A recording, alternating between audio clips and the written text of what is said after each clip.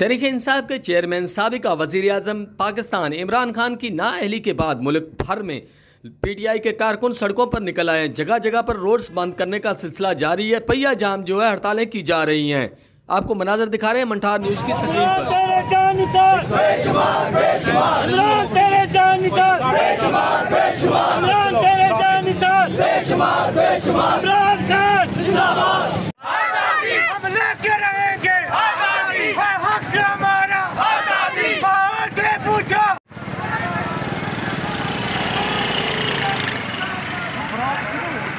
ये ज़ाब्ते हम नहीं मानते। गुंडागर्दी की सरकार नहीं चलेगी, नहीं चलेगी। गुंडागर्दी की सरकार नहीं चलेगी, नहीं चलेगी। गुंडागर्दी की सरकार नहीं चलेगी, नहीं चलेगी। गुंडागर्दी की सरकार नहीं चलेगी, नहीं चलेगी। वोटर हुकूमत, वोटर हुकूमत, वोटर हुकूमत।